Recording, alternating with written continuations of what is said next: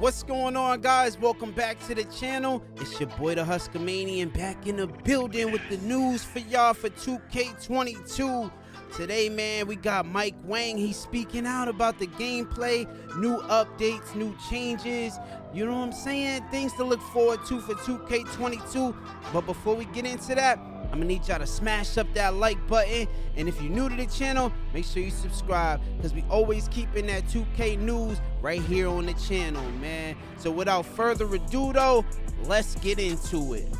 Being here again, Alexis, how are you doing? I'm doing so well. So we're getting close to launch time, and you've released some details on your blog and social media. So tell us what's going on with NBA 2K22 that you can share with us. Oh, wow, there's so many things to share, Alexis, and the city got a big rework.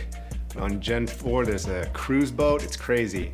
There's just so much going on with gameplay, an all-new defensive mechanic system that feels way better to me. It's a lot more fun, a lot more competitive. And just across the board, so many areas were touched. So I don't know where we want to start, but let's talk about some gameplay maybe. All right, let's do that. What do you think the community is going to be most excited about with gameplay changes? It's going to be a hard one to pinpoint. I'm going to say two things, but number one, because this was one of our biggest pillars for gameplay this year, it's going to be defense. And I think that's going to be just perimeter defense, body ups on the floor, movement, and how the players feel just in on-ball defensive stances and on-ball defensive situations. But at the rim especially, and contesting shots, all that stuff was reworked. We have an all-new block system. It just feels much more rewarding on the defensive end of the floor, just making plays and getting stops. So I think that's going to be the most exciting thing for our community, because it's just a much more balanced game and a much more fun game to play. And the second thing I'm going to say is, because this is one of my personal favorites, is going to be dribbling. I think that just all the stuff we've added there with the new combos and the new signature moves, it's just going to be a lot of fun. So if you're a dribble guy, a dribble head, you're going to have a lot to work with this year. What is Wang most excited about with 2K22 gameplay?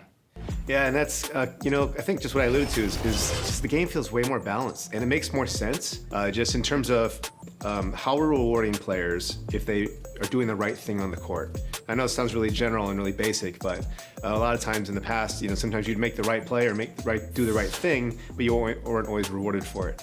And if we're in 2K22, I feel like that's it's much more just a one-to-one.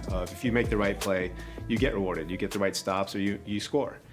So just shooting open shots, taking high IQ shots, much more rewarded. It just feels way better to make the right play, get open, knock down those open jumpers. They're so much fun to play with. And Luka too, right? We brought in Luka from OCAP, and he gave us his patented step back jumper and his moves, and so the nicest guy, and super funny, just a pleasure to work with. So we're so excited that he's our cover guy this year. And that's awesome. Can you tell us a little bit more about Seasons? Yeah, so Seasons is going to be, you know, we've had it in the past with my team. And the goal that Eric Benish wanted this year was to really extend the seasons across the entire game. So I'll speak to gameplay because that's my area. What we're doing with Seasons is we're going to try and release content throughout the entire year. So, you know, on day one, we've usually just thrown all the animations at you, all the signature moves and shots and everything. But we're going to try and roll that out across the year, just to kind of change the meta up a little bit, give people something to look forward to, and it's really going to, I think, just prolong the life of the game and make people just excited to try new things as the year goes on. Mike, I know that a lot of players love making the dominant archetypes of NBA 2K, and NBA 2K21, it seemed like it was the power forward. So Mike, what do you think the dominant archetype will be for NBA 2K22? That's a good question, because that's something that we're always trying to balance and tune, because we don't really want there to be one dominant archetype, right? So the power forward thing is fixed, and it's much more spread out in terms of the badges you get per position and heights and archetypes. But one thing we've really focused on was trying to make all the different heights and positions have unique strengths and abilities. So one thing that I think might actually be interesting is we might have a lot of smaller players this year. If you are, you know, 6 foot or under, you get a massive speed boost. You have access to higher ball handling ratings, as well as like 3-point ratings. So a lot of people might gravitate toward that direction this year. Having said that, in our online tests here internally, we've got a guy who plays as like a 7-foot center every single time, and he is so dominant in our games. So, you know, I think it's a good mix, because I think you're going to have people who want to be kind of that in the middle road, small forward, power forward, and still kind of do it all. But you might see some players gravitate toward like point guards, small point guards even, and then like big centers, and hopefully we have the whole gambit covered, and it's a much more balanced experience overall.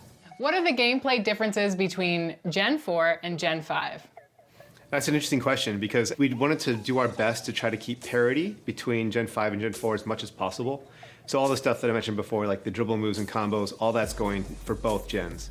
But Gen 5 has some great features that are exclusive to that generation, because all the stuff we did with foot planting, a lot of tech with movement, that's all going to be exclusive to Gen 5. And we also have some pretty interesting features, which we're going to probably go into in a little bit later, with alley-oops and with dunks, that provides a bit of a skill mechanic to those specific moves. So stay tuned for more on that, but they're a lot of fun to use, and yeah, I think our gamers are gonna love just trying out these new features that are specific to Gen 5. Well, thank you so much for giving us a preview of NBA 2K22. We are so excited for the game to release, and I know you are so excited as well. Thanks again for joining us. Thank you. It was great being here, and we're so excited for our fans this year. It's gonna be a great year for NBA 2K. So what do you guys think? You think Mike Wang is out here capping, or you think that 2K is actually taking us serious this time around? Leave your comments and thoughts down below. But that's all we got for y'all today, man. Appreciate y'all watching. Make sure y'all check out some of the other content that we got here on the channel. Until next time, I'm out of here. Peace.